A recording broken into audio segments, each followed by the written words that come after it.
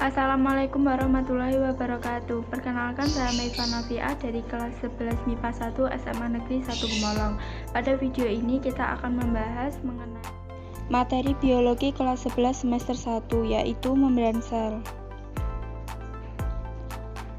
Membran sel merupakan lapisan tipis bersifat semi-permeabel pada sebuah sel yang mengelilingi dan membungkus isi sitoplasma dan nukleoplasma. Mengapa bersifat semi-permeabel? Karena membran sel hanya dapat dilalui oleh molekul-molekul tertentu, misalnya glukosa, asam amino, gliserol, dan berbagai ion lainnya. Pada manusia dan hewan, membran sel terdapat di bagian terluar, sedangkan pada tumbuhan, membran sel dikelilingi oleh dinding sel. Selanjutnya, kita membahas komponen penyusun membran sel.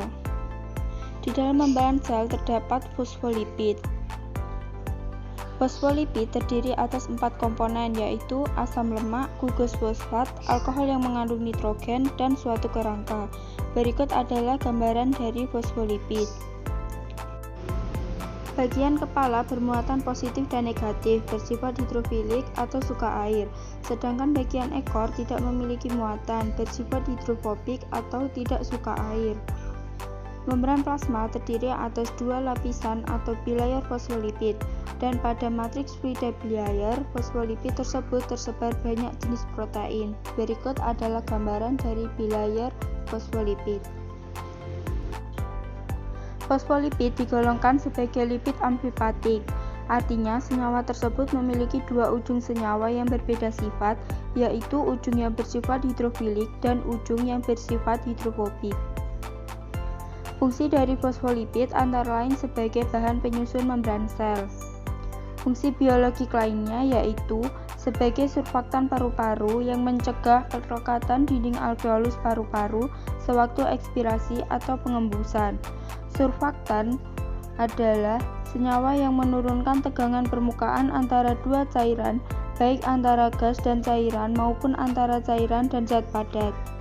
Fungsi selanjutnya, fosfolipid merupakan salah satu zat pengemulsi yang baik. Zat pengemulsi adalah zat yang membantu menjaga kestabilan emulsi minyak dan air. Pada industri makanan, sebagai contoh mayones, fosfogliserida, salah satu tipe fosfolipid dari kuning telur, berfungsi menjaga agar minyak nabati tetap teremulsi dengan cuka. Fosfolipid alami maupun sintesis juga digunakan pada pembuatan obat-obatan, pelumas, penstabil liposom, serta pada bahan kosmetik. Komponen penyusun membran sel selanjutnya adalah protein. Protein adalah kelompok biomolekul berukuran besar yang terbentuk dari satu rantai panjang asam amino atau lebih. Protein membran adalah protein yang berinteraksi dengan membran biologis.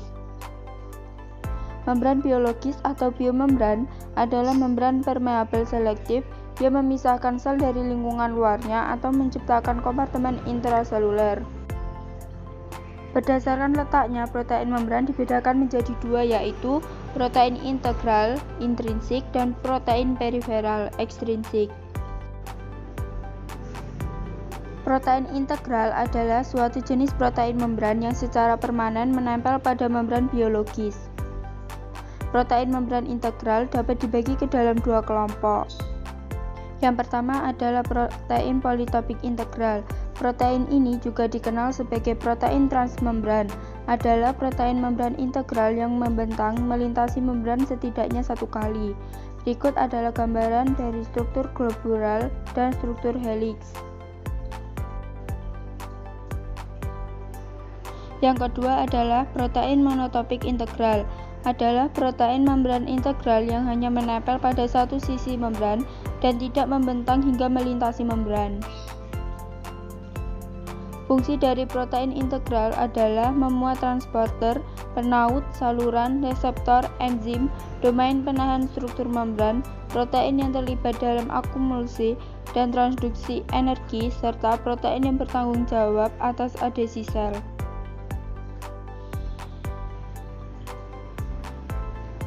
Selanjutnya, protein periferal. Protein periferal disebut juga sebagai protein ekstrinsik karena hanya menempel sementara pada lapisan membran. Mengapa hanya bersifat sementara? Karena protein periferal tidak berikatan langsung dengan inti hidrofobik membran, namun dengan protein integral sehingga tidak memiliki sifat yang sama dengan membran dan sangat mudah terlepas. Berikut adalah gambaran dari protein periferal. Fungsi dari protein periferal adalah mendukung sitoskeleton sebagai komunikasi sel, sebagai enzim, dan transfer molekul kecil seperti protein. Komponen penyusun selanjutnya adalah karbohidrat. Pada permukaan membran sel terdapat karbohidrat yang berupa oligosakarida. Terdapat dua macam oligosakarida pada membran sel, yaitu pertama ada glikolipid, yaitu oligosakarida yang terikat secara kovalen dengan lipid. Glikolipid ini melekat pada bagian permukaan membran sel dan berperan untuk mengenali sel lain dalam tubuh. Berikut adalah gambaran dari glikolipid. Kedua ada glikoprotein, yaitu oligosakarida yang terikat dengan protein. Glikoprotein ini membantu komunikasi antara sel dan transportasi senyawa-senyawa di dalam dan di luar sel. Berikut adalah gambaran dari glikoprotein. Komponen selanjutnya adalah kolesterol.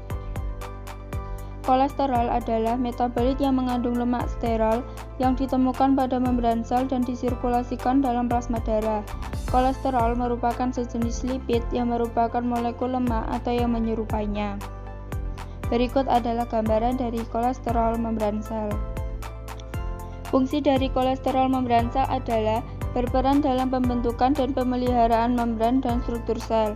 Kolesterol dapat masuk di antara molekul lemak penyusun sel, membuat membran lebih cair. Kolesterol juga dibutuhkan oleh sel untuk membantu menyesuaikan diri dengan perubahan suhu. Berikut adalah gambaran dari struktur membran sel secara keseluruhan. Di dalam gambar ini terdapat kanal protein atau protein transport yang tadi belum sempat disinggung. Jadi, protein transport ini berfungsi untuk memindahkan molekul dan ion melintasi membran. Di sini juga terdapat gambar filamen sitoskeleton.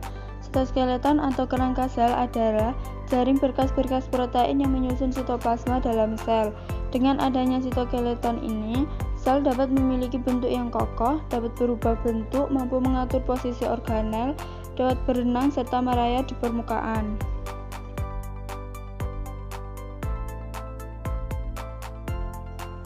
Sekian presentasi dari saya, jika ada kurangnya mohon dimaafkan. Terima kasih atas perhatiannya. Wassalamualaikum warahmatullahi wabarakatuh.